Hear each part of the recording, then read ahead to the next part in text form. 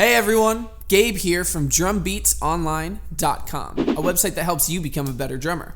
Today is going to be a really fun lesson because we are combining two things that are really awesome: drum fills and cymbal stacks. So today we are going to be learning two of those fills. So let's jump right into it.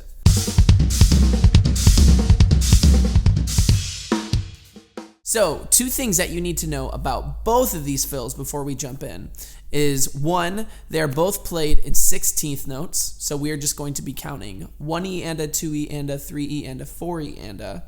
And the second thing you need to know is that they are both 2 measures long. So to make things a little bit easier for this first fill, I want to break it up into 2 parts. So what we're going to do is we are going to start off by hitting a kick drum and a right hand on the stack.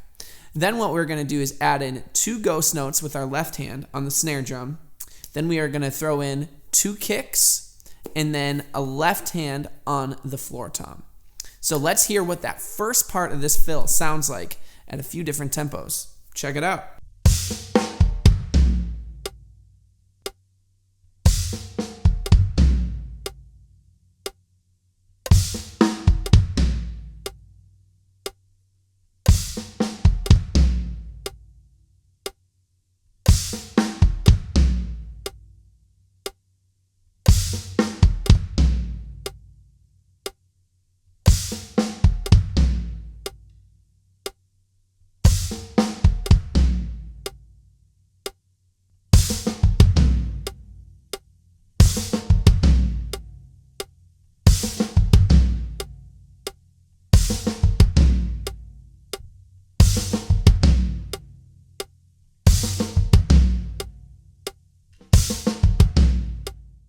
So the second part of this fill is really lengthy. It's got a lot of notes shoved into it. So make sure you grab a pen and a paper because this part's really pretty difficult. So what we're going to do is we are going to throw in a right hand on the stack cymbal and then a kick drum.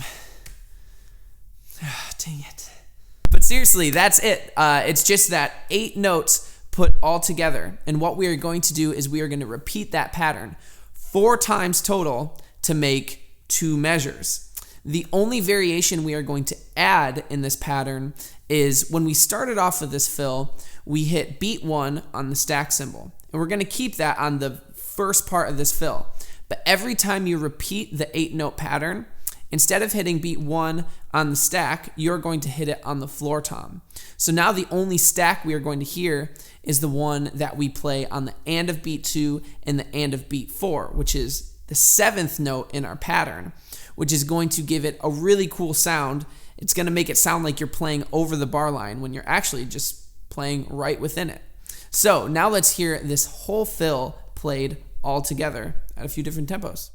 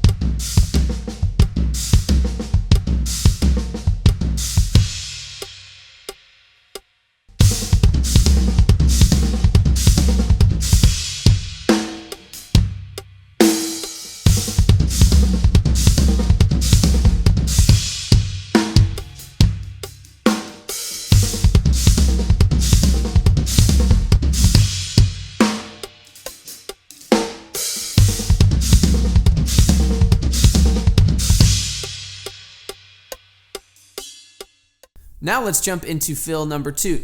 So this one is going to have also a little bit of the feeling of playing over the bar line, because in this fill, we're working with some patterns of 5.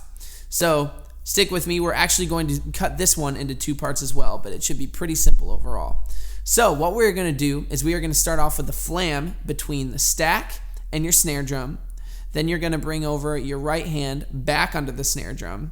And then we're going to throw in 2 ghost notes on the snare with your left hand. Then we are going to just add a kick. So right there we've got a pattern of 5, and we're just actually going to repeat it twice. So the flam, right hand on the snare, 2 ghost notes, kick, played twice. Let's check it out at a few different tempos.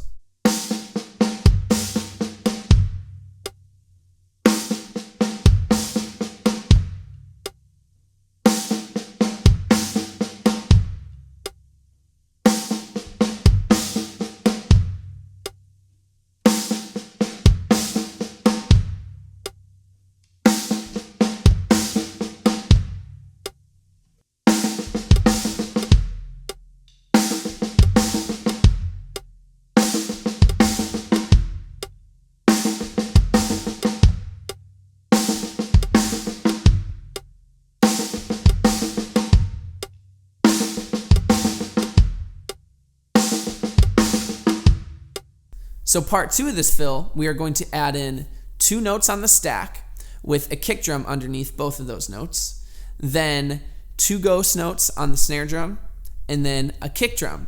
So that is the full pattern for 1 measure of this fill, and you could stop there, but in this example, I repeat that whole thing again to make the fill 2 measures long. So now let's check out the whole pattern at a few different tempos.